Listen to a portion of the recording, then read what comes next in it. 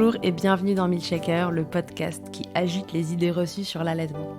Je suis Charlotte Bergerot-Palisco, la maman d'un petit garçon de 4 ans, et dans la vie je suis ostéopathe spécialisée en périnatalité. J'ai destiné ma pratique aux femmes et aux enfants, en particulier dans cette période charnière autour de la grossesse, de la naissance et du postpartum, avec une spécificité, permettre au bébé de mieux téter pour mettre en place un allaitement serein en libérant les bébés des tensions qui les empêchent de téter correctement.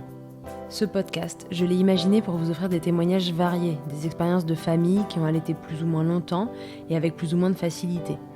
Ici, vous découvrirez l'allaitement sous toutes ses coutures. Vous pourrez aussi vous informer auprès de professionnels, tous spécialisés dans le domaine, qui vous apporteront lors d'épisodes experts les informations les plus justes et vous permettront de vous orienter en cas de difficulté. Mon objectif, il est très simple, offrir ces informations à toute mère, famille et tout professionnel qui souhaite se renseigner sur le sujet, que chacun puisse faire ses choix de façon éclairée et casser les idées reçues qui circulent pour vous rendre l'allaitement plus accessible, plus facile, normal, banal même, et ce qu'importe vos envies et votre projet. Ce qui aide ces informations à se diffuser pour que le plus grand nombre puisse en bénéficier et qui permet à Milkshaker de continuer de s'agiter, c'est vous, par vos partages autour de vous, sur les réseaux, vos écoutes, mais aussi vos notes ou étoiles sur les plateformes d'écoute. Alors je vous serais très reconnaissante de prendre 1 minute pour soutenir ce projet. Et maintenant, place à l'épisode.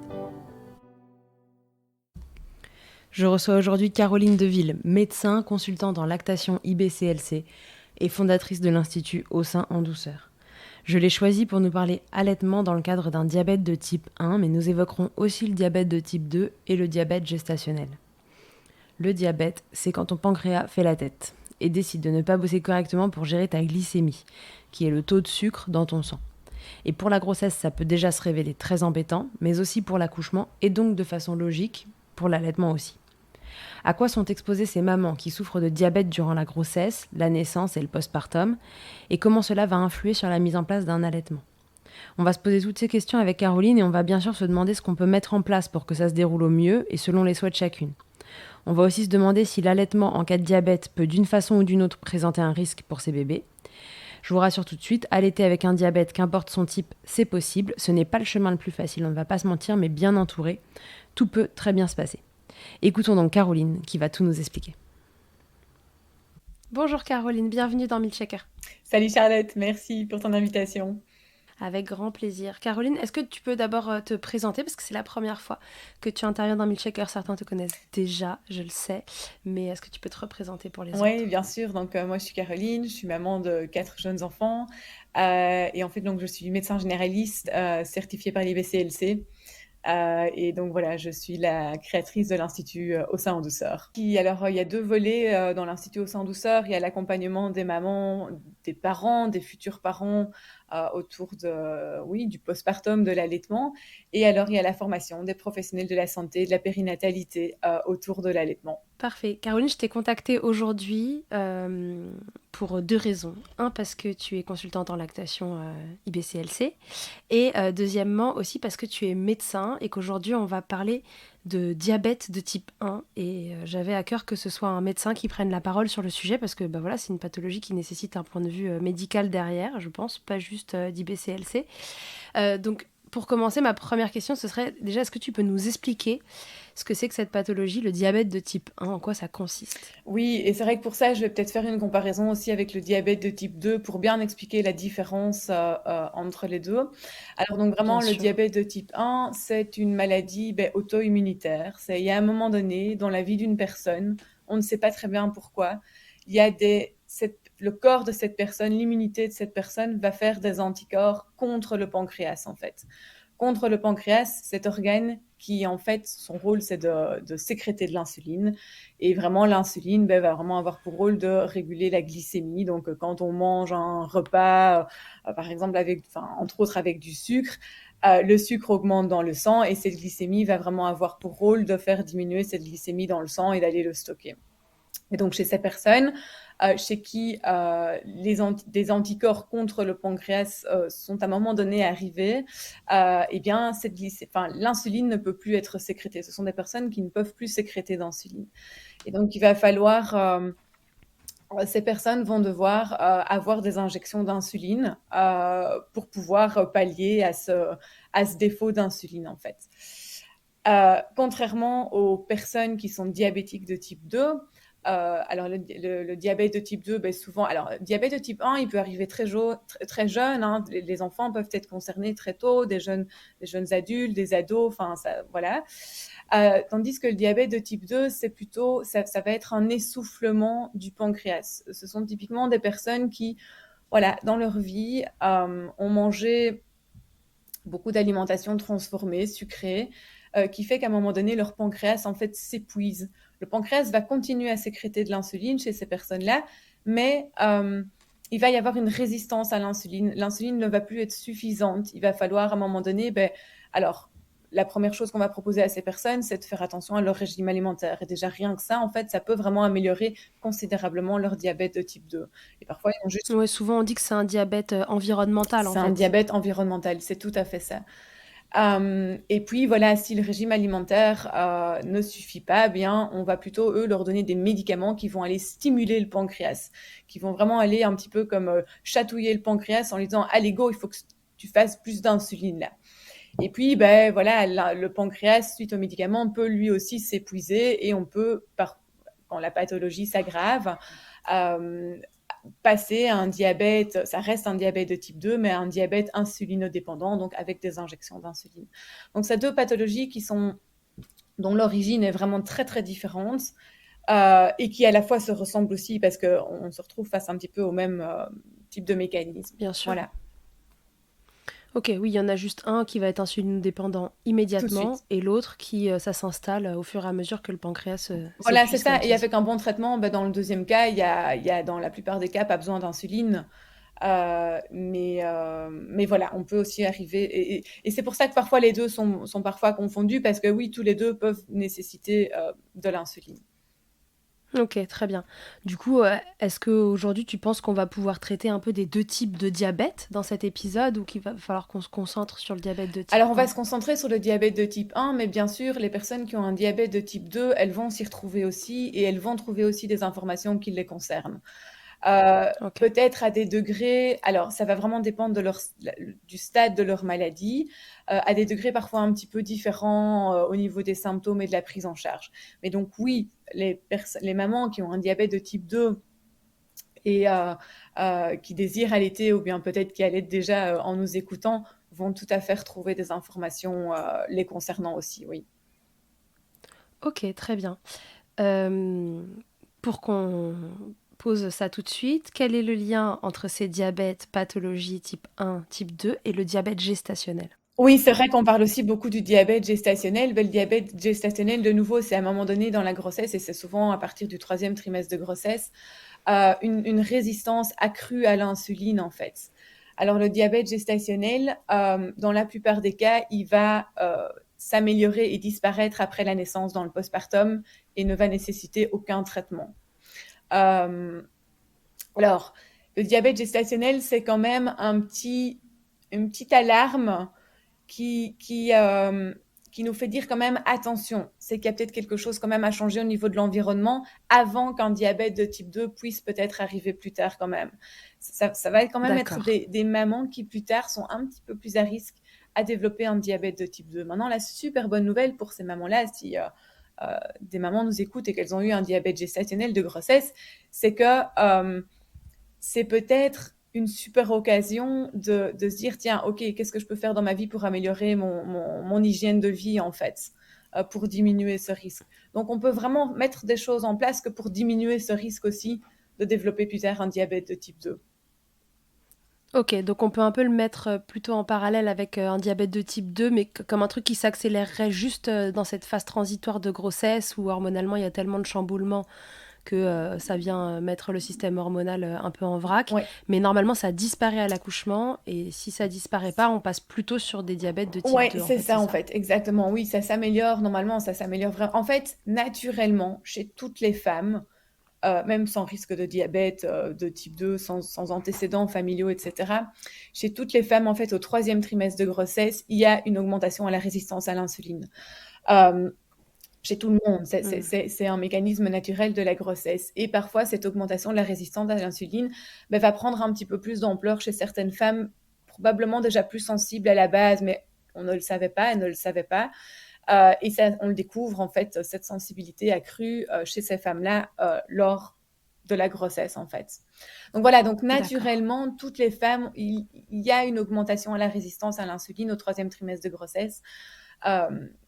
Qui est là chez tout le monde. Maintenant, on veut que cette augmentation de la résistance à l'insuline ne soit pas non plus déséquilibrée, en fait. Et quand elle est déséquilibrée, bien voilà, c'est ce qu'on appelle le diabète gestationnel de grossesse.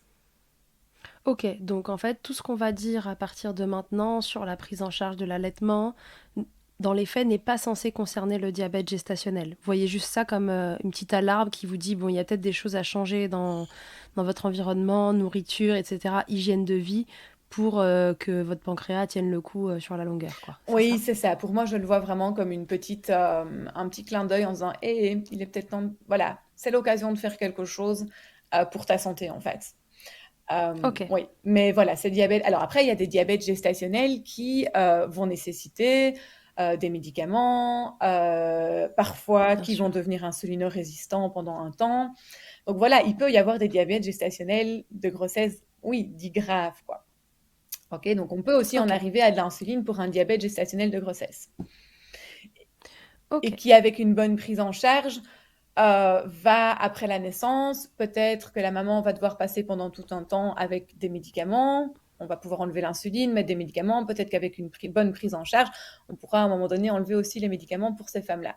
Ou peut-être que ce sont des femmes qui vont devoir continuer à prendre des médicaments, voilà, pendant un certain moment, peut-être jusqu'à la fin de la vie. Voilà, ça dépend vraiment de cette gravité du diabète gestationnel de grossesse. ok, je comprends. Donc voilà, 3 types de diabète différents et tous vont avoir une conduite à tenir un peu différente. Parlons donc du diabète de type 1, puisque cet épisode va être mis en lien avec un témoignage qui sera passé juste avant. Donc Chloé, elle a un diabète de type 1 qu'elle a déclaré à 25 ans, si mon souvenir est bon. Et sa première grossesse, elle n'a pas osé allaiter. Manque d'informations, elle ne savait pas si c'était OK, pas OK. Elle a pas essayé. Et puis pour la deuxième grossesse, elle s'est dit non, vraiment, j'ai envie d'allaiter. Donc elle s'est un petit peu plus renseignée. Et puis il y a des questions qui sont restées en suspens que je te poserai ensuite.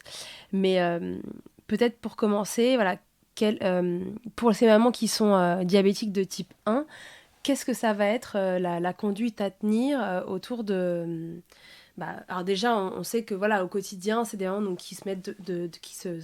comment on dit? Qui se font des injections d'insuline. Voilà, qui se font des injections d'insuline de façon récurrente, qui testent leur glycémie pour savoir où est-ce qu'elles en sont. Enfin, c'est une pathologie qui est vraiment très très suivie. En général, voilà, enfin, c'est pas un truc qu'on prend du tout à la légère. Donc, quand elles arrivent à leur grossesse, ça va être une grossesse qui va déjà être plus suivie, n'est-ce pas? Oui, c'est ça. C'est sûr que du coup, ce sont des mamans qui vont avoir en fait une grossesse beaucoup plus médicalisée qu'une maman qui n'a pas de pathologie. Donc, elles sont déjà en fait dans dans cette spirale de pathologie en fait, hein, où elles vont être beaucoup plus suivies. Du coup, ça peut être plus stressant pour ces mamans. Voilà, oui, ce sont vraiment des grossesses qui vont, oui, être suivies du coup beaucoup plus en multidisciplinaire aussi. Elles vont devoir souvent revoir un peu plus leur endocrinologue. Enfin, il va falloir adapter les injections d'insuline parce que comme j'ai dit, ben voilà, ces mamans-là aussi, en fait, au 3e trimestre de grossesse, il va y avoir une augmentation de la résistance à l'insuline. Il faudra souvent, il faut augmenter les doses d'insuline en fin de grossesse. Et donc voilà, vraiment, l'injection de l'insuline va devoir être adapté en fait tout au long de la grossesse selon les événements qui peuvent arriver par rapport oui, aux événements glycémiques. Et donc, du coup, bah, qu'est-ce qu'on peut déjà dire à ces mamans-là? C'est déjà pendant la grossesse, oui, entourez-vous de votre team, posez déjà les questions. Alors souvent, c'est des mamans qui ont déjà plein de questions par rapport à la grossesse et par rapport à l'accouchement aussi, par rapport à la naissance. Et donc, c'est vrai que Mm. souvent, l'allaitement arrive, on n'a pas le temps de poser ces questions parce qu'il y a déjà tellement de choses à suivre, à faire, parce qu'il y a ce diabète de type 1 pendant la grossesse, que c'est vrai que parfois l'allaitement peut nous passer au-dessus de la tête, tout simplement parce qu'on se sent déjà aussi dépassé, débordé un petit peu par tout ce qui se passe et par l'accouchement qui va prendre évidemment beaucoup de place et c'est normal. Euh, mais c'est sûr que voilà, si on peut déjà parler d'allaitement pendant cette période, pendant ces 9 mois, si on peut déjà se dire, tiens, j'aimerais déjà en parler à ma sage-femme, à mon diabétologue, à mon gynécologue. Je pense que c'est vraiment important de construire sa team, en fait. De se dire, tiens, à la naissance, oui, j'ai envie d'allaiter. Euh, En cas de difficulté, qui va pouvoir m'aider? En cas de difficile, si jamais les glycémies sont difficiles à équilibrer, qui est-ce qui va pouvoir m'aider? Si l'allaitement est un petit peu difficile au début, qui est-ce qui va pouvoir m'aider? Voilà, vraiment profiter de ces 9 mois de grossesse que pour, oui, créer Pour sa s'entourer. team et poser ses questions, euh, déjà en parler. Voilà, déjà en Ok. parler, se Ouais, déjà renseigner. commencer par se renseigner. Ok. Oui. Qu'est-ce que ça implique pour une maman qui est diabétique de type 1? Donc on sait que les accouchements, très souvent pour ces mamans-là, sont déclenchés à 39 semaines. Est-ce que tu peux nous rappeler les raisons pour que ce soit bien clair pour tout le monde? Oui, ben, alors 39 semaines, parfois, tu es gentil quand tu dis 39 semaines. C'est parfois, ouais, c'est parfois plutôt, ça va vraiment dépendre en fait de cette résistance à l'insuline et de comment on va réussir à équilibrer les glycémies de cette maman en fin de grossesse. Il y a des mamans qui parfois il faut déclencher beaucoup plus tôt. Il y en a qui vont pouvoir aller oui plus loin jusqu'à 39 semaines. Là, quand elles vont jusqu'à 39 semaines, c'est vraiment super.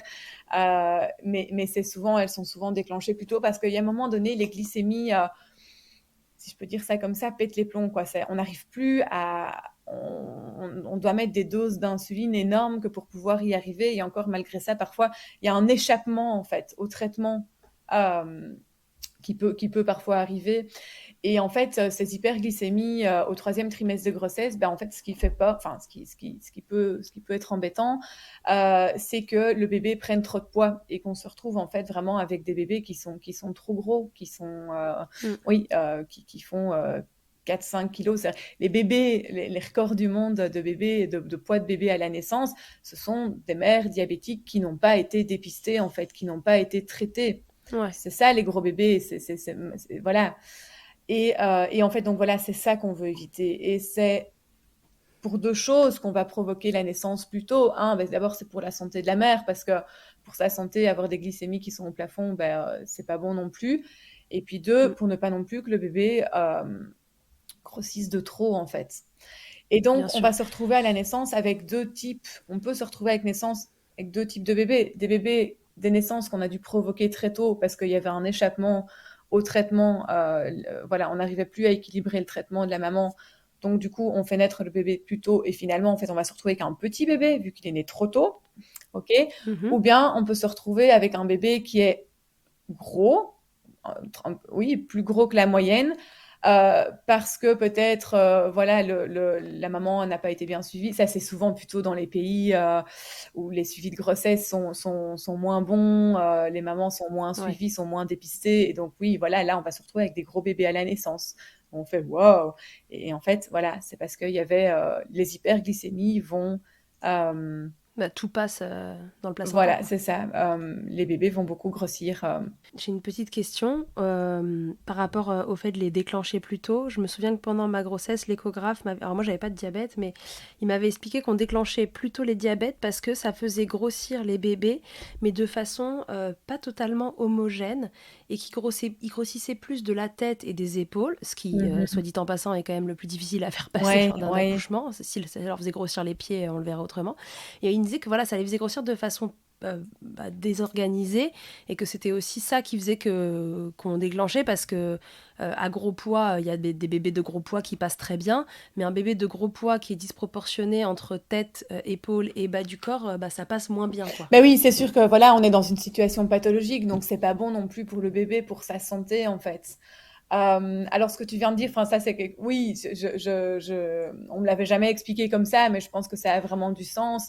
En soi, faire passer un bébé, bon alors si je peux donner un petit exemple personnel, moi j'ai accouché d'une petite louloute de 4 kilos, 4 kilos 4 je crois, sans Pas aucun mal. problème à la maison, enfin voilà, comme si de rien n'était, elle est passée comme une lettre à la poste.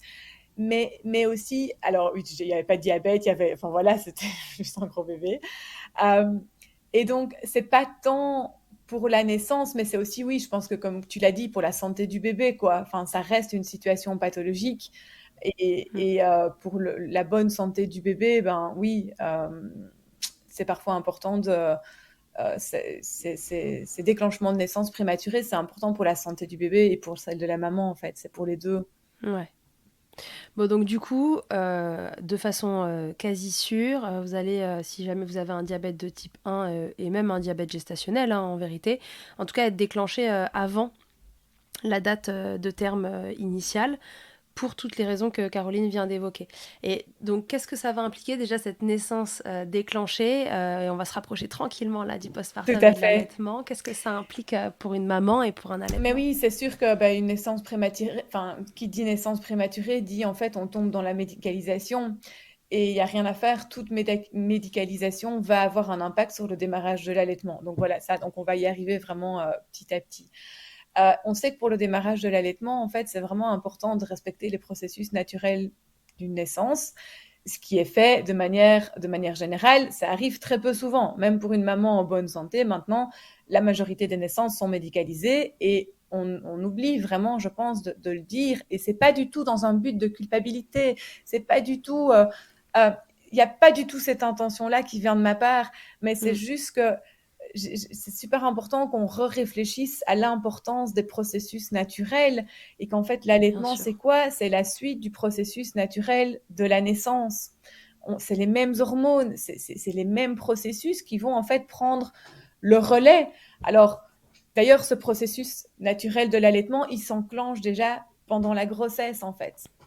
Et c'est ça aussi, peut-être, je vais faire un petit saut en arrière euh, qui a aussi son importance, c'est que quand il y a une problématique de diabète, que ce soit diabète de type 1, diabète gestationnel, diabète de type 2, l'importance que les glycémies soient bien régulées, parce que la prolactine, qui est une des hormones de l'allaitement, qui va vraiment avoir son importance dans prolactine qui est déjà sécrétée pendant la grossesse, qui va permettre au sein de grossir, de se développer, de se différencier, de devenir fonctionnel pour un allaitement, eh bien cette prolactine, en fait, on se rend compte qu'elle dépend de l'équilibre des glycémies.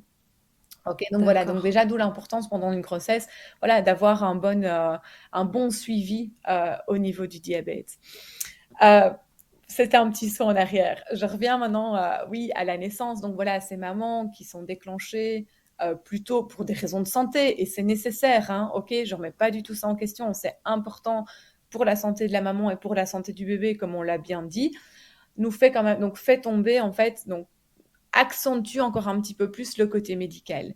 Et c'est sûr que plus on va accentuer le côté médical et plus on va interrompre un petit peu les processus naturels du démarrage de l'allaitement. Alors du coup, bon, il y a plein de bonnes nouvelles parce qu'il y a plein de choses qu'on va pouvoir mettre en place pour aider ces mamans, pour vraiment, comme moi je dis toujours, remettre de la physiologie dans de la pathologie. Et c'est ça qui est formidable. Euh, eh bien, ça va être important pour ces mamans dans la prise en charge et donc du coup de pouvoir en discuter avec son médecin avant. Je pense que c'est vraiment important d'avoir une discussion sérieuse, de cœur à cœur avec son gynécologue, de pouvoir lui demander, mais voilà, au moment de la naissance, alors que ce soit par césarienne ou pas, de vraiment de favoriser cette proximité mère-enfant le plus rapidement possible. Alors, même si bébé et maman demandent des soins dès la naissance, dans la mesure du possible, de pouvoir faire ces soins en peau à peau avec la maman. Voilà. Si le bébé, alors c'est sûr que la maman et le bébé aussi, ben, il va falloir, ils ont des protocoles en maternité que moi je ne connais pas, moi ça me dépasse, ça ne relève pas de mon champ de compétences. Mais en maternité, voilà, pour les bébés qui naissent de mère diabétique, ils ont des protocoles, ils vont checker la glycémie du bébé régulièrement, ils vont intervenir s'il faut intervenir, s'il y a des hypoglycémies chez le bébé, ils vont faire le nécessaire que pour pouvoir équilibrer évidemment et traiter ce bébé Bien le plus sûr. rapidement possible. Mais si voilà, tous ces soins peuvent se faire déjà en proximité avec la maman, en peau à peau avec la maman, ben en fait déjà rien que ça, on remet de la physiologie dans de la pathologie. Et déjà rien que ça, c'est magique. Il y a vraiment un côté magique, il y a un côté rassurant, il y a un côté où on va stimuler à fond l'ocytocine de la maman, ça va lui donner, ça va lui rendre sa confiance aussi. Euh, Vraiment voilà, durant tout ce processus, tous ces protocoles de soins, dès le moment où bébé naît, vraiment de pouvoir favoriser un maximum le contact, les contacts, les peaux à peau entre la maman et le bébé. Et c'est pas juste faire un pot à pot à la naissance ou bien quelques temps après à la naissance, voilà, si bébé a vraiment besoin de soins urgents ou la maman aussi et que du coup il y a séparation. Mais dès que les deux peuvent être réunis, c'est de refaire ces contacts, ces peau à peau, le plus souvent possible et le plus longtemps possible. Et voilà, Ok. de Ouais, en fait, ce qu'on conseille aussi à une maman non diabétique, hein, finalement, c'est d'avoir son bébé au plus proche d'elle pour lancer ses processus naturels exactement, d'allaitement au mieux. exactement, c'est exactement la même chose. Et voilà, oui, et tout à fait, tout à fait. Tu parlais de protocole avec les bébés quand les mamans sont diabétiques, pour leur éviter les hypoglycémies, hein, tout simplement, à ces loulous. Est-ce que on rentre là-dedans maintenant ou on y revient après? Enfin, qu'est-ce que ça pousse les professionnels de santé à faire finalement ces hypoglycémies du bébé et comment ça vient éventuellement entraver Ouais. le démarrage correct de Tout à l'allaitement? fait, exactement. Alors, ben, c'est vrai que du coup, quand les bébés sont plus à risque d'hypoglycémie, donc ils vont être contrôlés pour ça. Et c'est sûr que voilà, quand il y a des hypoglycémies chez le bébé, ben, il faut le nourrir, il faut lui donner quelque chose, il faut lui donner du sucre Ah oui. pour réguler cette hypoglycémie. Et donc voilà, ça va pousser les professionnels de la santé à leur donner, oui, alors je ne sais pas exactement, est-ce que c'est du dextrose qu'ils donnent, est-ce que du dextrose, du glucose, je ne sais pas exactement, ou bien une préparation de lait en poudre. Je pense qu'en fonction vraiment de l'hypoglycémie, ils ont des protocoles bien, bien précis voilà, que D'accord. je ne connais pas. Par contre, et donc, du coup, ben, tout ce qu'on va donner en plus au bébé, ben, c'est ça en moins que le bébé va aller téter chez la maman. Parce que je vous ai parlé de peau à peau, mais pour un bon démarrage de l'allaitement aussi, ce peau à peau, en fait, ces peau à peau, cette proximité mère-enfant, qu'est-ce qu'ils vont favoriser? Ben, l'ocytocine, éjection du lait, production de lait, mais ils vont également aussi favoriser l'envie de bébé d'aller téter. Et ce sont vraiment ces tétées super régulières qui vont déjà, un, ben, éviter les hypoglycémies ou en tout cas les diminuer, et deux, ben, favoriser l'allaitement, vraiment favoriser Mm. le démarrage de l'allaitement. Alors, on peut peut-être en parler directement maintenant parce que je pense que c'est vraiment fortement lié. Du coup, qu'est-ce qu'on peut faire aussi pour éviter à ces bébés en hypoglycémie des compléments de lait en poudre ou bien du sucre Oui, parce que c'est ça le risque. Voilà, C'est de exactement. se dire que ces bébés qui ont besoin de soins au démarrage, on leur fait tellement de soins qui sont pas au sein, et qui sont pas au sein, donc On doit... la montée de lait se fait pas, et donc on leur donne encore plus de compléments, et comme ça arrive à d'autres bébés qui sont pas du tout de maman Tout à diabétique fait. d'ailleurs. Exactement.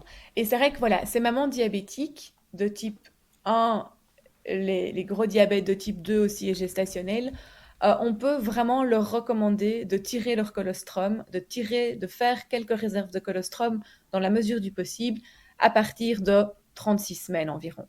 Alors, si jamais il y a des glycémies qui commencent à exploser et qu'on se dit, mais tiens, là, on se donne encore quelques jours, peut-être qu'il faudra déclencher plus tôt que 36 semaines, etc., il est toujours temps de tirer du colostrum à ce moment-là, au moment où on se dit, bah, tiens, là, il va falloir déclencher parce que... Donc voilà, c'est vraiment, c'est vraiment quelque chose qu'on peut recommander à la maman, que les mamans peuvent faire éventuellement aussi avec une sage-femme, avec une IBCLC, pour vraiment ne pas se retrouver chez soi tout seul en train de se dire, ok, on m'a dit de tirer mon colostrum, je ne sais pas du tout comment il faut faire, je ne sais pas, Ouais. voilà, nanana. Non, voilà, c'est vraiment justement peut-être aussi un moment de prendre contact avec une sage-femme, une IBCLC, demander à l'endocrinologue, le gynécologue, une adresse, un contact de quelqu'un qui peut vous aider en fait à tirer le premier colostrum chez vous à la maison et de faire quelques réserves, comme ce que vous allez pouvoir congeler du coup.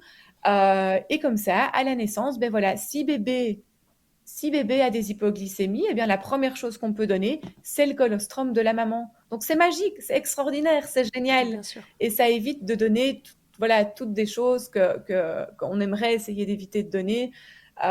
Et en plus de ça, on donne au bébé de l'or en barre, moi, comme je dis toujours. On lui donne un truc extraordinaire qui va vraiment permettre, oui, premièrement, de lui donner tous les bons anticorps, toutes les bonnes choses contenues dans le colostrum. Mais en plus de ça, on sait que ce colostrum, il est très riche. Donc, pour faire remonter les glycémies, c'est extraordinaire. Ouais. Ok. Donc, 1, on se met en peau à peau. 2, on a éventuellement son colostrum qu'on a tiré En amont, on avait pris contact également avec quelqu'un pendant la grossesse de spécialisé en allaitement. Oui. Et on a ce numéro-là d'ailleurs en poche à la maternité. Idéalement, oui, exactement. Alors peut-être donc une autre chose aussi vraiment importante pour ces mamans diabétiques, ben voilà, on le sait, il y a un risque d'une montée de lait un peu plus tardive. Ok, ça a été prouvé, le risque il est là. D'où l'intérêt aussi. C'est lié au déclenchement de la naissance ou c'est lié au diabète? C'est lié au diabète. Alors, c'est lié D'accord. probablement au diabète, mais c'est sûr que en plus de ça, si on rajoute un déclenchement avec une séparation maman-bébé parce qu'il y a besoin de soins, eh ben, on ne fait qu'augmenter un risque déjà présent. Donc, en fait, ce que je voulais dire, c'était que qu'est-ce qui va permettre également un bon démarrage de l'allaitement? Ce sont vraiment des tétées régulières et fréquentes. Ça, le bébé, il est plugué au sein, on le laisse plugué au sein, on le laisse en peau à peau avec sa maman tout le temps, le plus longtemps possible, tout le temps. Parfois, je me dis que ces petits lits de maternité transparents qu'on met à côté du lit de la maman, ça ne devrait pas exister. Il devrait exister des grands lits cododo. Et il y en a de plus en plus. Hein, c'est en train d'arriver dans les maternités. Ouais. Donc ça, c'est vraiment extraordinaire. Et donc, c'est vrai, si ces mamans qui ont eu justement des naissances médicalisées, etc., pouvaient avoir ce genre de lit, ce genre de lit devrait être réservé pour ces mamans-là, en fait. Pour les mamans chez qui il y a eu des naissances médicalisées, chez qui il y a une pathologie, pour vraiment favoriser le contact maman-bébé, favoriser le pot à pot. Et qui dit favoriser pot à pot, contact maman-bébé, eh bien, bébé, lui, ça va lui donner envie de téter. Il va sentir l'odeur de sa maman, il va sentir l'odeur de l'auréole mammaire parce que il est tout près de sa maman, donc du coup, il est déjà proche de l'auréole mammaire. Donc, il va déjà sentir toutes ces bonnes phéromones qui sont sécrétées par l'auréole mammaire. Il va sentir éventuellement les petites fuites de colostrum qu'il pourrait y avoir. Et en fait, ça va lui donner envie de téter. Ça va le réveiller, ça va lui donner envie de téter. Et ça voilà. Et on sait que ce sont vraiment ces tétées régulières durant les premiers jours, direct en postpartum précoce, qui vont permettre à cette montée de lait d'arriver et qui vont permettre à cette maman de pouvoir produire suffisamment de lait pour son bébé, en fait. Ok, très bien.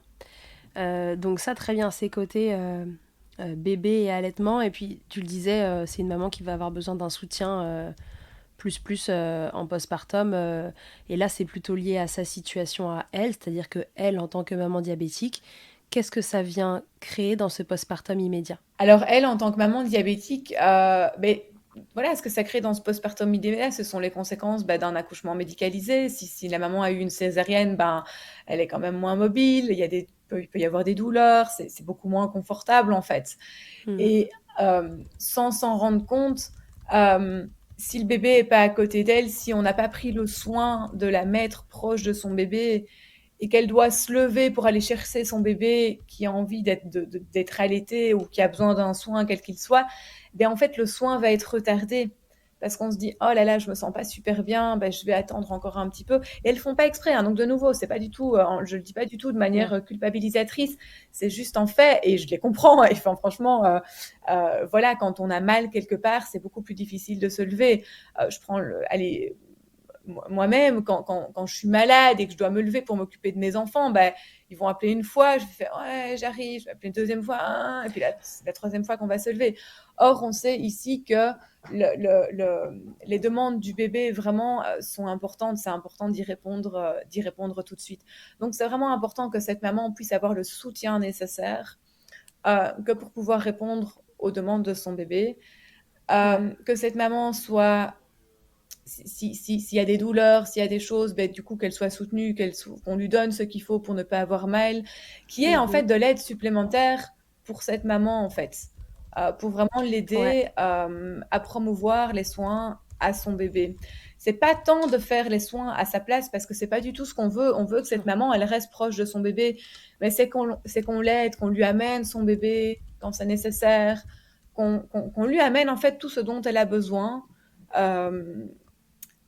Parce que voilà, cette maman en a besoin, cette maman bouge un peu moins bien, c'est sa situation. Ouais, et puis par rapport aux éventuelles hypoglycémies qu'elles font en postpartum, Alors, c'était là que je voulais en venir. voilà, c'est ça. Donc en fait, ce qui va se passer aussi au niveau du postpartum, c'est que elles vont vraiment passer d'hyperglycémie avec beaucoup de difficultés parfois à les contrôler en fin de grossesse. Et puis au niveau du postpartum, boum, en fait, il y a une modification au niveau de l'expression. Maintenant, on connaît un petit peu mieux ça. Il y a l'insuline. En fait, la sensibilité à l'insuline va augmenter après la naissance, qui va faire que du coup, en fait, elles vont passer d'hyperglycémie à où elles peuvent passer d'hypoglycémie. Voilà. Et en fait, bon, ben voilà, ça n'arrête pas, hein. Elles ont déjà eu une naissance parfois, ben oui, médicalisée, une grossesse médicalisée, une naissance médicalisée. Et puis maintenant, ben, il faut gérer les hypoglycémies. Il faut gérer, en fait, il va falloir réadapter leur traitement d'insuline assez rapidement. Donc voilà, donc ces mamans aussi, elles vont être surveillées de manière très rapprochée dès le postpartum précoce, parce qu'en fait, il va falloir rééquilibrer leur traitement, ajuster leur traitement, parce qu'elles passent d'hyperglycémie à d'hypoglycémie. Ouais, c'est ce que disait Chloé dans l'épisode, c'est qu'elle disait en fait, elles sont très fréquentes en postpartum immédiat, ces hypoglycémies. Ouais. Et il faut toujours avoir un truc à côté de soi, parce qu'en fait, dans l'épisode, elle dit si la compote, elle est à 3 mètres sur la table là-bas, en fait, et qu'en plus il y a la césarienne, ben, en fait, on peut même pas aller chercher la compote. Exact. Donc, il faut accepter en effet de demander beaucoup plus facilement de l'aide, d'appuyer sur le bouton plus souvent, parce qu'en fait, cette compote à aller chercher à 3 mètres, ben là, c'est pas possible. Exactement, c'est tout à fait ça.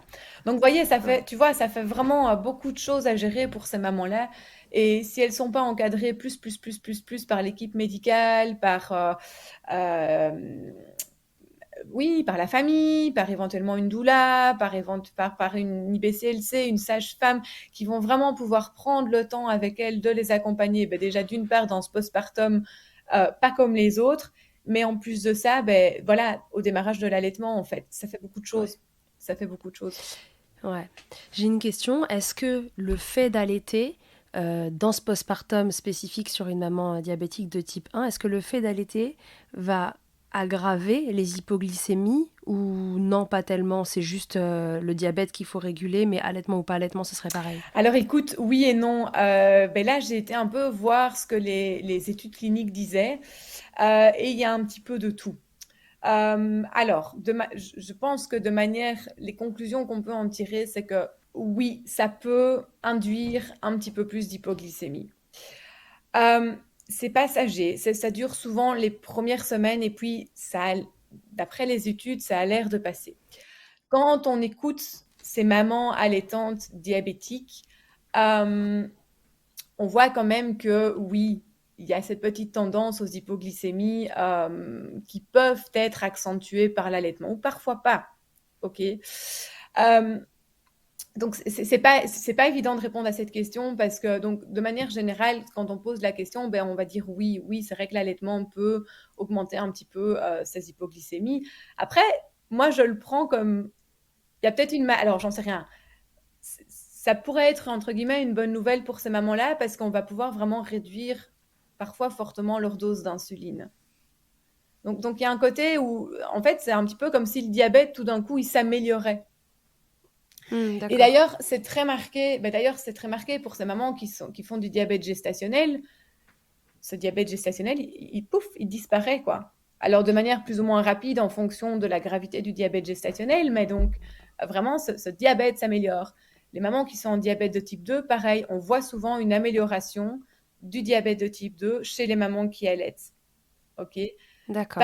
Oui, donc c'est une amélioration qui, sur le moment, est peut-être un peu plus dure à vivre parce que les hypoglycémies sont importantes en postpartum. Mais oui, voilà, c'est ça, exactement. Et qu'en plus de ça, on est en postpartum, c'est une période qui reste quand même particulière. Et donc, ça ne fait que rajouter un petit peu de piment sur ce postpartum où on voudrait dire stop, c'est bon, quoi. Hein. Donc, en fait, oui.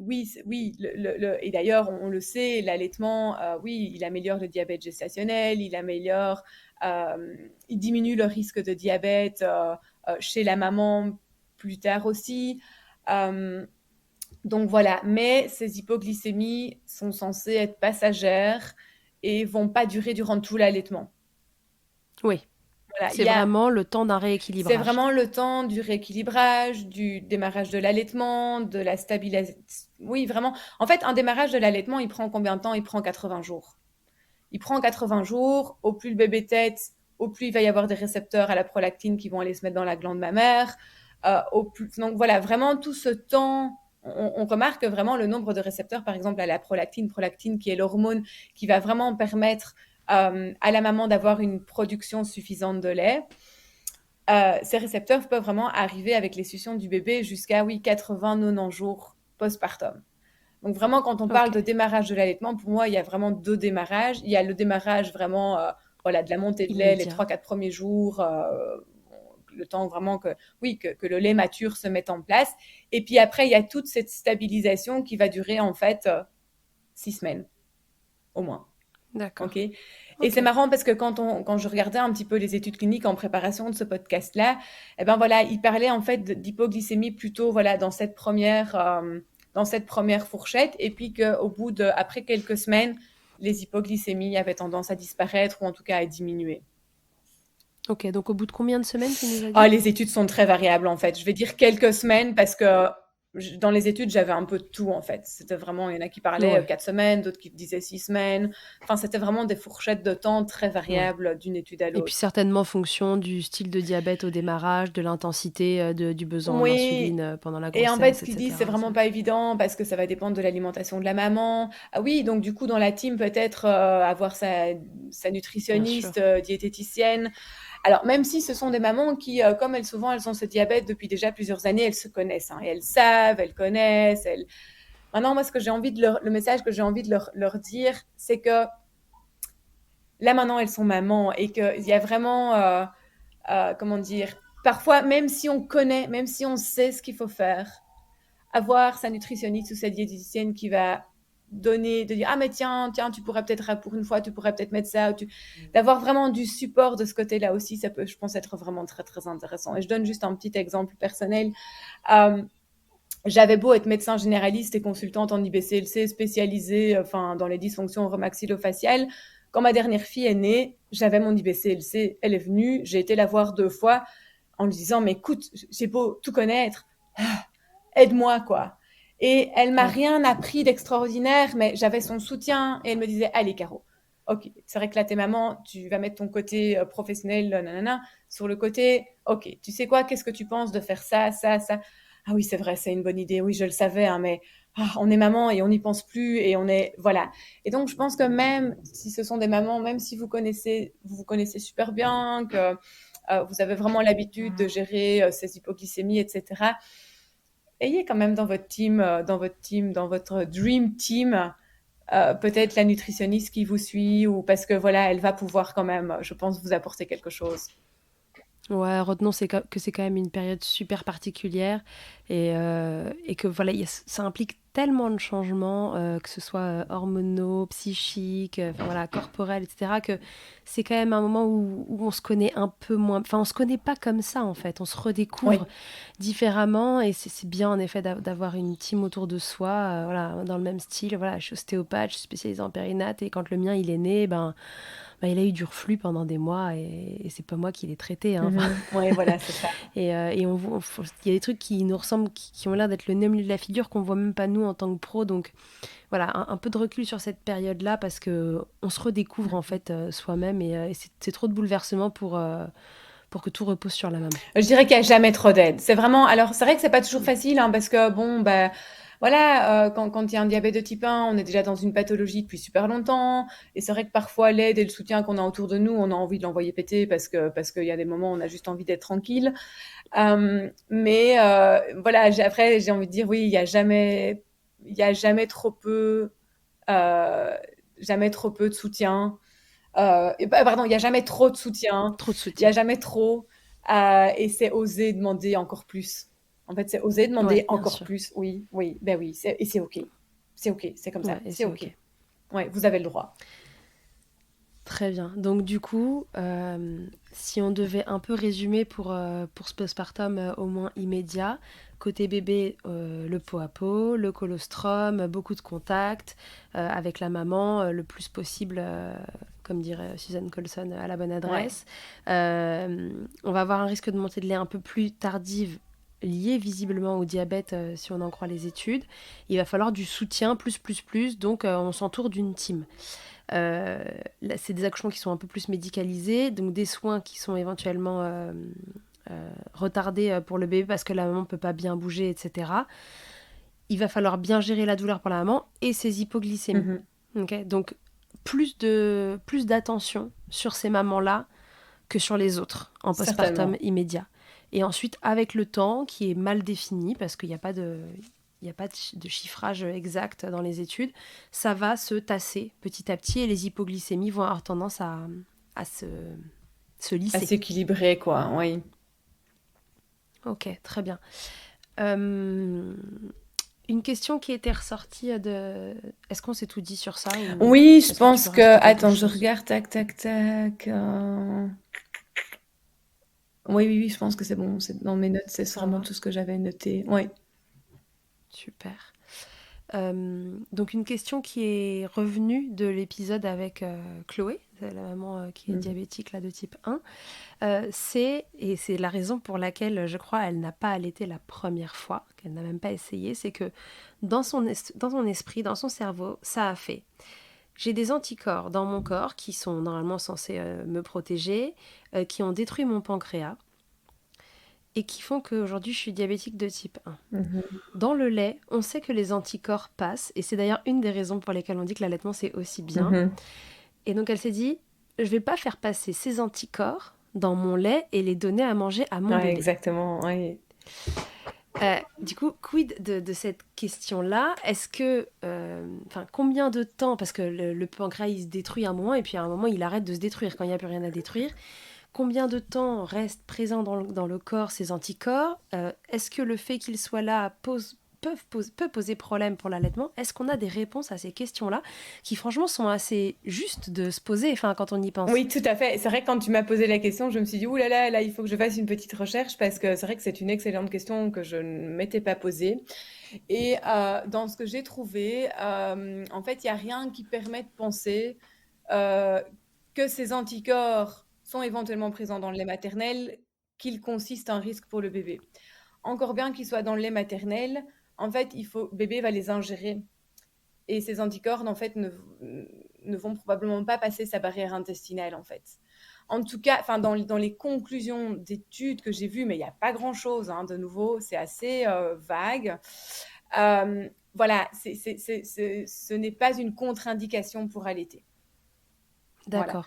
Et alors, quel est le mécanisme, enfin si tu le connais, sinon on coupera tout ça, mais Ouais. quel est le mécanisme du coup par lequel les autres anticorps qui sont bénéfiques et qui passent lors de l'allaitement? Oui, en fait, je pense qu'il faut vraiment. Je vais faire un parallèle avec le microbiote intestinal et la barrière Ouais. intestinale. En fait, la glande mammaire, c'est exactement la même chose. C'est aussi une barrière. Elle laisse passer les anticorps, mais elle est là aussi pour retenir tout ce qu'elle ne veut pas faire passer. Donc, vraiment, la barrière intestinale. On peut vraiment comparer cette glande mammaire à un intestin, à une barrière intestinale. Quand on a une barrière intestinale qui est saine, qui n'est pas ce qu'on appelle perméable, hein, avec les fameuses dysbioses qu'on a de plus en plus, eh bien, cette Mhm. barrière intestinale va retenir tout ce qu'il faut retenir, en fait. OK? Et elle va laisser passer tout ce qu'il faut laisser passer, et elle va retenir tout ce qu'il faut retenir, tout ce qu'il ne faut pas laisser passer. La glande mammaire, en fait, c'est la même chose. C'est la même chose. Donc, ce qu'on peut peut-être aussi recommander à ces mamans-là, c'est de prendre soin de leur microbiote intestinal. Parce que la glande mammaire, si le microbiote intestinal va bien, le microbiote de la glande mammaire, en fait, il est vraiment connecté au microbiote intestinal. Donc, je pense que ça Oui, pourrait... parce qu'on dit quand même que le lait est un des principaux émonctoires du corps, donc un des principaux moyens de détoxifier. Donc si par contre la barrière intestinale est pas terrible, c'est pas génial Ça va justement pour passer. l'allaitement. C'est pour ça que toutes les mamans, pour les bébés qui ont des coliques, qui sont pas bien d'un point de vue intestinal, c'est pas le bébé qu'il faut soigner, c'est la maman. C'est la maman. Il Bien faut sûr. traiter sa dysbiose intestinale qui, du coup, va traiter sa dysbiose mammaire, en fait. Il faut traiter sa dysbiose mammaire. OK? D'accord. Donc voilà, la glande mammaire, elle est bien faite. Elle va être là pour faire passer les bonnes choses. Elle va être là pour euh, retenir et ne pas faire passer les choses qu'il ne faut pas faire passer. Encore bien D'accord.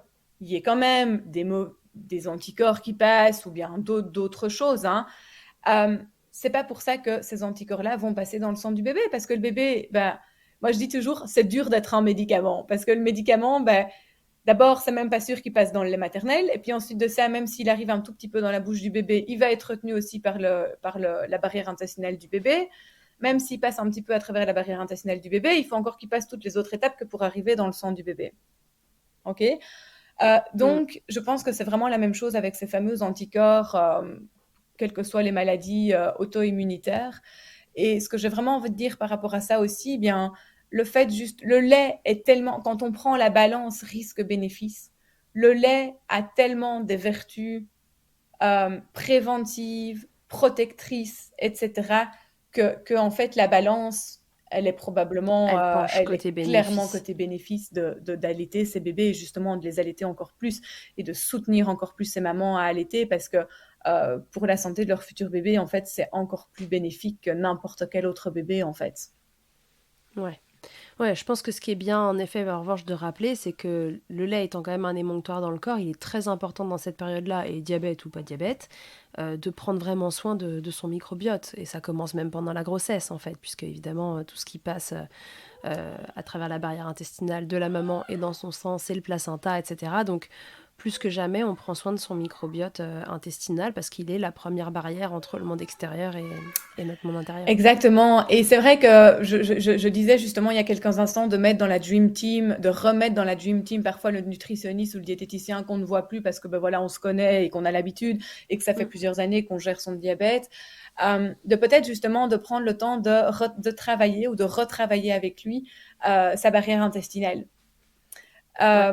Qui, on le voit, chez les patients avec une maladie auto-immunitaire, a tendance justement, on se pose beaucoup de questions en fait par rapport à cette barrière intestinale. Et donc je pense que peut-être d'un point de vue préventif, ce serait super intéressant pour ces mamans en préconception, pendant la grossesse, et puis il est jamais trop tard pour commencer, pendant le postpartum et pendant l'allaitement, de faire un petit travail de fond au niveau de cette barrière intestinale qui va avoir un impact positif sur cette barrière mammaire en fait. Exactement, il n'est jamais trop tard pour prendre soin de son microbiote. Et les naturopathes sont très forts là-dedans aussi. Ils sont excellents. C'est des super accompagnants pour ça.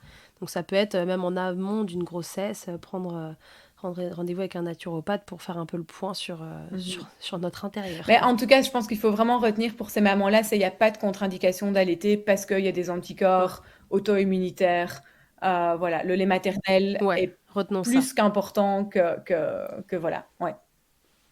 Ok, deuxième question de cet ordre-là. En fonction des hypos et des hyperglycémies de la maman, qu'elle va avoir plus ou moins de facilité à réguler, est-ce que le lait va être plus ou moins sucré? Et donc du coup, est-ce que c'est embêtant pour bébé de se retrouver avec un lait soit pas assez, soit trop sucré de façon... Il n'y a pas beaucoup d'études là-dessus. J'avoue que cette question m'a fait suer en me disant, OK. C'était vraiment l'épisode de la galère, je l'ai filé à Caroline. En fait, c'est vraiment ces mamans qui ont des pathologies chroniques, et donc on est dans la pathologie auto-immunitaire, il y a très peu d'études avec l'allaitement. Il y a vraiment, on manque réellement d'études, et vraiment la conclusion de cet épisode, ce serait vraiment de se dire que, bon, de toute façon, voilà, on va recommander l'allaitement parce que le lait maternel est tellement bénéfique pour le bébé, mais pour la maman aussi, hein, parce que voilà, au niveau de son diabète, on l'a vu, il va améliorer, entre guillemets, le diabète. Ok, et alors en plus de ça, il y a tous les autres bénéfices les autres bénéfices pour la maman. Ça va lui donner plein d'ocytocine. Pour la santé mentale, c'est que du bénéfice. Voilà, on sait qu'il y a vraiment plein d'autres bénéfices pour la maman. Mais donc voilà, vraiment, on va recommander encore plus l'allaitement pour toutes ces mamans-là. Avec plus de soutien évidemment, et que de toute façon, voilà, le domaine de l'allaitement manque d'études cliniques quoi qu'il arrive, même dans le domaine de l'allaitement tout court, sans pathologie associée. Voilà, on a comme pour plein de choses encore besoin de beaucoup d'études cliniques, et encore plus dans le cas notamment du diabète de type 1 entre autres en fait. Alors du coup, est-ce que le lait peut être plus ou moins sucré en fonction des hyperglycémies? Probablement que oui, un petit peu. Est-ce que ça peut avoir un impact au niveau du bébé?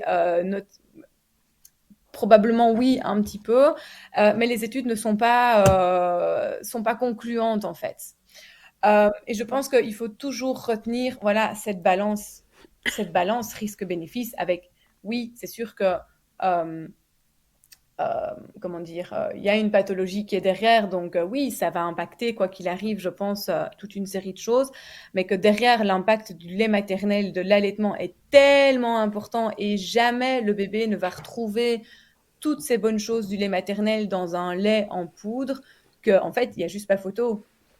On va recommander l'allaitement Ouais. et on va les soutenir encore plus et on va les encourager encore plus que les autres mamans. Bah, et puis, on peut compter sur ce bébé pour avoir un pancréas qui fait le job Alors et oui, qui va et gérer. alors c'est ça, donc ça c'est une première chose. Et en plus, une deuxième chose, c'est que on pourrait imaginer que ce bébé, ses hyperglycémie de fin de grossesse, il les a déjà gérés en fait. C'est pas nouveau pour lui, je pense. Parce qu'à travers Ouais. le placenta, il a eu la même chose finalement. Oui, il a grandi dans cet Il a environnement-là et ça commence pas à l'allaitement, ça commence avant. Voilà, c'est ça. Et peut-être qu'on pourrait, j'en sais rien, on n'a pas d'études là-dessus, hein, mais s'il y a des petites variations au niveau du goût maternel liées aux hyperglycémies, on peut imaginer que ça va être pareil pour le liquide amniotique et que le bébé, il est déjà habitué à ces éventuelles variations.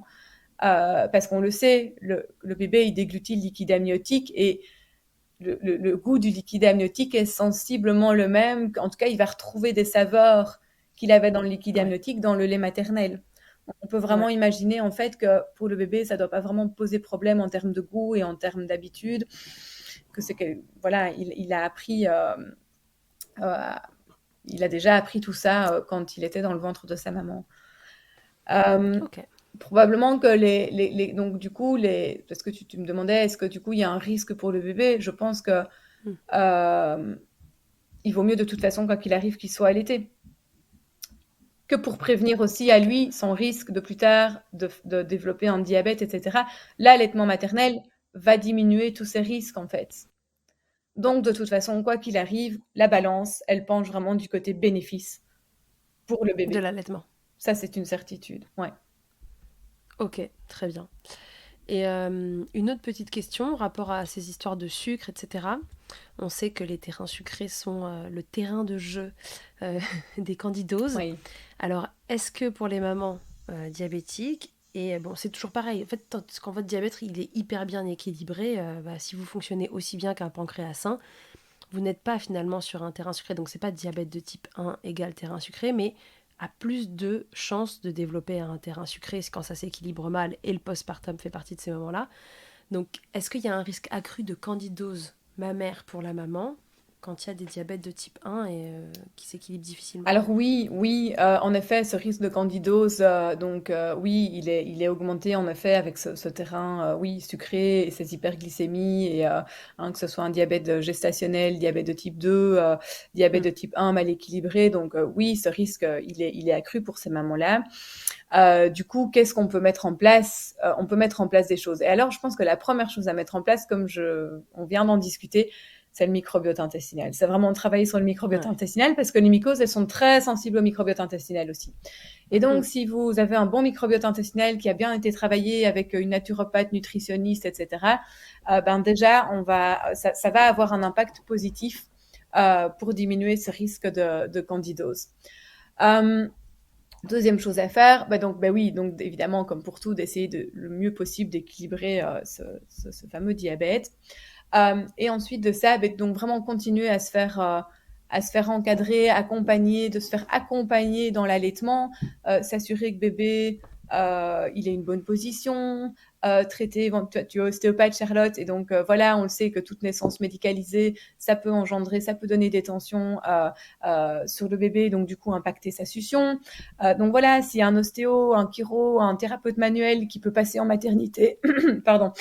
Donc s'il y a un ostéo, un chiro, un thérapeute manuel qui peut passer en maternité, ou bien en tout cas peut-être juste après, qui peut peut-être même passer à la maison après quand la maman elle rentre chez elle, comme ça elle doit pas bouger avec son bébé. Ça, je pense que c'est vraiment qui peut vraiment favoriser une bonne succion, traiter les tensions, tout ça pour vraiment essayer de diminuer ce risque de candidose. Ça, c'est vraiment super. Bien sûr. Changer régulièrement les petites protections d'allaitement qu'on peut mettre dans son soutien-gorge. Éventuellement partir vers des protections qui sont beaucoup plus bio, à base de coton bio, des choses plus naturelles qu'on peut laver régulièrement également, des protections lavables. Ça, c'est vraiment super, qu'on peut changer régulièrement. Ça va aussi aider à diminuer ce risque de candidose mammaire. Et alors, ce sont vraiment toutes ces petites... On va faire de la prévention, en fait. C'est vraiment prévention. Ouais. Et puis, si vous voulez en savoir plus sur la candidose, je vous rappelle que vous avez l'épisode 64 avec une IBCLC au sujet de la candidose mammaire et rapport au microbiote, l'épisode 65 avec Jessica Santero, on avait fait candidose mammaire et naturopathie où elle vous explique vraiment les grandes bases pour prendre soin de votre microbiote, tout en sachant bien sûr que c'est pas des consultations personnalisées, mais ça permet déjà de prendre conscience de l'importance de ça parce que bon, le microbiote, c'est pour ça, mais c'est pour tellement de choses qu'il est grand temps de prendre soin Oh oui, de nos ça microbiotes. ça c'est sûr. Oui, oui, oui. Donc voilà, je crois que c'était la dernière question embêtante que j'avais. Peut-être, il y a peut-être une chose dont on n'a pas discuté, c'est qu'en fait, les bébés qui naissent, déjà d'une part prématurés et puis avec un diabète de grossesse derrière, ils ont tendance à avoir une succion aussi un petit peu plus faible, une moins bonne succion Ah en oui, fait, une succion moins optimale. De par le fait qu'ils arrivent un peu tôt. ces hyperglycémies de fin de grossesse, et d'autre part par la naissance prématurée et médicalisée. Donc tout ça va vraiment aussi avoir un impact sur la succion du bébé, d'où l'intérêt du pot à pot, de la proximité avec la maman, etc. Vraiment pour stimuler sa succion, pour vraiment l'aider à bien téter au sein, en fait. Voilà, c'est vraiment des bébés qui vont avoir tendance à avoir un peu plus de difficultés à attraper le sein, à téter. Donc c'est vraiment par cette proximité mère-enfant, ce pot à pot, euh, par ce soutien à aider parfois un petit peu, oui, le bébé à bien se mettre au sein, l'aider parfois un peu des compressions mammaires aussi, vraiment pour l'aider à attraper le colostrum, le lait. Ça va être des petites choses où ça va vraiment être intéressant d'avoir le soutien d'une IBCLC en maternité ou bien d'une sage-femme qui a vraiment l'habitude de ce genre de choses, parce que oui, ce sont des bébés qui sont un petit peu plus en plus, si ces bébés-là font des hypoglycémies, ben oui, ils vont être plus endormis, ils vont être moins réactifs. Et donc, du coup, Ouais. moins aptes à faire cette première tétée au sein et à faire les tétées suivantes, en fait. Il va vraiment falloir le temps que tout ça s'équilibre pour que ces bébés puissent vraiment trouver une succion efficace. Ouais, je pense que c'est le moment de rappeler que 39 semaines, c'est pas considéré comme de la prématurité, mais un 37 ne l'est pas encore en fait aux yeux de la médecine, mais que pour un Oui, allaitement, naître à 37, 38, 39 semaines, c'est pas la même chose que naître à 41 semaines. On n'est pas exactement. forcément éveillé de la même façon, et d'autant moins si on vous a demandé de sortir à ce moment-là et si c'est pas vous qui l'avez décidé. Donc voilà, retenez, et ça on en a parlé pas mal dans l'épisode avec Céline Bourganeff sur la prématurité, que Ouais. entre 37 et 41, c'est quand même encore Oui, un peu de la prématurité pour le mécanisme oui, succion, déglutition, respiration et la coordination de tout ça. exact. Et voilà, du coup, ça va peut-être demander un peu plus de temps à ces bébés pour s'enclencher. Et donc, ça veut dire qu'on ne s'inquiète pas tout de suite de trop fort. Enfin voilà, ça va demander plus d'attention. Mais il y a des choses qui sont un peu normales dans cette période-là. Et moi, je sais qu'au cabinet, c'est des bébés qu'on surveille un peu comme du lait sur le feu parce que ils sont dans une période un peu charnière où ils sont pas complètement finis, quoi, on va dire. Oui, c'est ça. Et c'est vrai que pour ces bébés, ça fait beaucoup de choses, hein. Il y a la prématurité à gérer, il y a la naissance médicalisée, il y a les hypoglycémies. Et donc, ça fait beaucoup de choses qui interviennent avec leur succion, respiration, déglutition.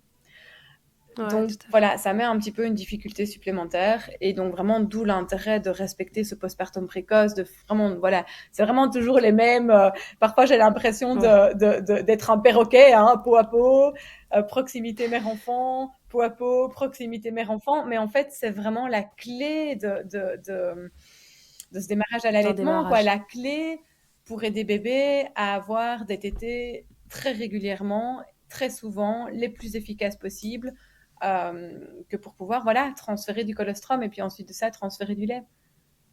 Non, mais je pense qu'on le répétera jamais assez de toute façon. Il faut répéter les choses pour qu'elles Oui, s'ancrent. Alors répétons-les, répétons-les. La proximité avec votre bébé est la clé pour qu'un allaitement se mette en place. Alors gardez-les sur vous et faites de l'ocytocine. exactement, c'est tout à fait ça. Ok, est-ce qu'on s'est tout dit, Caroline? Est-ce que tu penses qu'il y a des choses qu'il faut rajouter sur ce sujet-là? Ce qu'on peut se dire, c'est que sur un diabète gestationnel, a priori, la prise en charge en postpartum va être un peu moins compliquée parce que le diabète disparaît très facilement, normalement, si c'est pas compliqué avec l'allaitement. Oui, Et sur un diabète de type 2, bah, on peut avoir une amélioration aussi d'un Oui. diabète de type 2 qui est plus environnemental. Donc, du coup, le fait que l'allaitement se mette en place va plutôt aider. Après, ces mamans qui ont un diabète gestationnel et qui ont un diabète de type 2, même s'il s'améliore, ce sont aussi des mamans à beaucoup soutenir parce qu'il y a vraiment ce risque, il y a oui, toujours ce risque présent, donc du coup d'une naissance plus médicalisée aussi, prématurée. Enfin, on est en fait dans les mêmes Ouais. risques. Donc même si Ouais. en postpartum immédiat et un petit peu plus lointain, les choses peuvent s'améliorer plus pour ces mamans-là, le démarrage de l'allaitement peut vraiment être toujours Ouais. autant compliqué en fait, parce qu'en fait elles ont exactement les mêmes risques. Bébé aussi, il va être Ouais. surveillé en termes d'hypoglycémie. On est dans du médicalisé, beaucoup plus vite, beaucoup plus fort, et donc même si les choses s'améliorent sur le long terme plus facilement, on reste dans des situations de démarrage d'allaitement plus difficiles, qui peuvent être plus Ouais, difficiles, plus difficile. avec vraiment chaque fois ce risque de retard de montée de lait, parce que voilà, il y a naissance prématurée, il y a accouchement médicalisé, il y a séparation de la maman avec son bébé, et donc en fait voilà, tout ça impacte la montée de lait, et tout ça peut impacter, si les choses ne sont pas prises à temps, à une faible production de lait en fait. Donc, on reste quand Ouais. même dans des situations, même pour ces mamans-là, qui demandent une dream team aussi. Puisqu'on parle du soutien justement et d'une dream team autour de la maman, est-ce qu'il y a des groupes de soutien, tu vois, autour de l'allaitement et le diabète de type 1 ou l'allaitement et le diabète, je ne sais pas, est-ce qu'il y a je sais pas, des organismes, des Ah, ben associations, ça, des c'est groupes de vraiment une soutien bonne qui question. existent? Parce que tu vois, moi, j'ai fait une petite recherche Google, hein, enfin, j'ai tapé diabète de type 1 et allaitement, et je n'ai rien trouvé, quoi, hein. Rien. Honnêtement, je me suis dit, je vais tomber sur des groupes, sur des sites internet spécialisés, et en fait, le mot, je pense, allaitement avec du diabète de type 1 ne fait pas partie de. Enfin, alors, moi, je me suis dit qu'il devait en exister. Alors, souvent, ces mamans qui ont un diabète de type 1, elles sont déjà souvent elles-mêmes en relation, peut-être avec des associations, avec des groupes déjà liés à leur diabète de type 1. Donc, peut-être que via Oui, ça, au sein des groupes. au sein de ces groupes-là, peut-être que du coup, elles trouveront peut-être d'autres groupes, ou bien au sein de leur groupe eux-mêmes, elles vont avoir du soutien, et peut-être qu'il y a quelque chose autour de l'allaitement. De nouveau, il faudrait peut-être regarder un peu sur les réseaux sociaux s'il n'y a pas quelque chose, s'il n'y a pas des groupes qui se sont formés sur Facebook ou ailleurs, comme Ouais. ça le fait souvent. Ça, j'avoue que j'ai Eh pas ben, c'est un regardé. appel. Si vous écoutez cet épisode et que vous avez connaissance d'un groupe ou autre, enfin qui existe de soutien autour de cette problématique, n'hésitez pas à m'en faire part et puis je le mettrai dans les ressources autour de l'épisode. Voilà, tu vois, je fais juste là une petite sur Facebook, je tape allaitement diabète de type 1, j'arrive sur un groupe. Ouais, non, il n'y a pas grand-chose, hein. Donc, ah voilà, oui, oui, voilà, je tombe sur un groupe, diabète de type 1, grossesse et maternité. Ah, donc peut-être que voilà, il parle aussi allaitement. Euh, mais donc, il n'y a pas grand-chose, quoi, hein. Ouais, c'est quand même assez Si pauvre. je tape juste allaitement et diabète, on va voir. Et ben, ce serait vraiment à créer en fait, hein, parce que Bah voilà. voilà, je crois que le mot allaitement, non, Fait bugger le voilà. moteur de Ouais, recherche. oui, il fait bloquer le moteur de recherche. Alors, des groupes diabète de type 1, diabète, etc. Oui, il y en a pas mal. Mais alors, le mot allaitement, ça fait tout bugger, quoi. Donc, voilà, c'est Ok, probablement bah à créer. écoutez, à créer ou à rechercher en tout cas si vous trouvez quelque chose, n'hésitez pas à nous en faire part, ça pourra Je servir pense que ce serait vraiment à d'autres intéressant. mamans. Ouais, s'il y en a qui nous écoutent et qui ont des groupes vraiment avec le mot allaitement, et diabète, ce serait vachement intéressant qu'on puisse les référer à des futures mamans, des mamans qui pourraient revenir vers nous. Ouais, Euh, ouais, ce serait pas mal. ouais, suite à l'épisode. Ok, bon, bah, est-ce qu'on s'est tout dit? Je crois, hein. Oui, je pense que là, tac, tac, tac, moi c'est bon de mon côté. Il me semble que j'ai fait passer les grandes lignes. Ouais, super. Bah écoute, merci beaucoup Caroline d'avoir accepté ce sujet un peu délicat. Oui, avec grand plaisir. C'est vrai que moi j'adore faire des recherches et puis je pense que c'est important en fait de traiter des sujets que personne ne traite. Et puis si on ne sait pas, on va chercher et puis voilà, on en fait un sujet et je trouve que c'est vraiment Voilà. super important parce que quand on voit le peu d'informations qu'on trouve sur certains sujets en lien avec l'allaitement, du coup voilà, il faut bien faire partie des premières à aller chercher, se renseigner et d'essayer de faire quelque chose avec ce qu'on peut, quoi. Ben ouais, et cela voulant dire évidemment que ce qui a été dit ici, en fonction des éventuelles recherches qui vont arriver dans le futur et de ce qui sortira, peut être amené à évoluer, mais comme à peu près tout ce qui se dit en médecine, en santé Oh et oui. en particulier en allaitement. Donc si vous entendez après des informations qui viennent ne pas recouper ce qu'on a dit aujourd'hui, l'idée c'est de nous en faire part, comme ça permet de faire évoluer les choses. Mais là déjà ça nous fait une bonne base pour comprendre que voilà, maintenant on le sait, ce n'est pas risqué d'allaiter avec un diabète de type 1, ça demande pas mal d'adaptation et par le contexte de diabète de type 1 mais aussi par le contexte d'accouchement que ça impose la plupart du temps. Et donc voilà, il faut vous entourer d'une dream team qui soit regardée sur le sujet diabète et sur le sujet allaitement pour pouvoir vous accompagner au mieux. Et puis si c'est votre projet et que vous en avez envie, alors tenez bon, c'est complètement possible d'allaiter en ayant un diabète de type 1 et ce sera tout bon pour votre bébé. Super, merci Charlotte pour ce bel épisode. Mais merci beaucoup à toi vraiment d'avoir fait toutes ces recherches pour nous et d'avoir répondu à toutes ces questions. Et puis je te dis à très bientôt, Ouais. à tous et à toutes. À très bientôt dans Milkshaker. Merci d'avoir écouté cet épisode. S'il t'a plu, je te rappelle que tu peux t'abonner, noter sur ta plateforme d'écoute préférée et faire voyager ce podcast pour que l'information circule au maximum. Et si toi aussi ton histoire vaut le coup d'être entendue, que tu as envie de réagir à l'un des thèmes abordés dans le podcast avec ton expérience, tu as la possibilité de me laisser un vocal de maximum 5 minutes pour me raconter ton histoire ou un épisode marquant de ton allaitement. C'est très simple, tu te rends sur mon site internet milkshaker.fr, tu cliques sur le lien qui s'affiche pour témoigner et peut-être que tu t'entendras bientôt dans un épisode. Toujours sur milkshaker.fr, tu retrouveras tous les épisodes enregistrés depuis 2020. Ils sont là pour t'apporter toujours plus d'informations et de transmissions autour de l'allaitement maternel.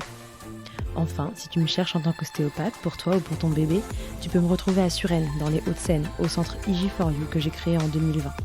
Tu y trouveras aussi une équipe de thérapeutes spécialisés dans la prise en charge de la femme et de l'enfant. Pour plus d'infos, rendez-vous sur le site ig4u.com, IG ça s'écrit YGY, et sur Doctolib pour la prise de rendez-vous. On se quitte en musique avec Emma et son titre Blinded, écrit et composé en collaboration avec Nemen. Je te dis à très vite pour un nouvel épisode. D'ici là, à tous, n'oubliez pas, prenez soin de vous, milkshaker autant que vous le voudrez et bousculons ensemble les idées reçues sur l'allaitement maternel.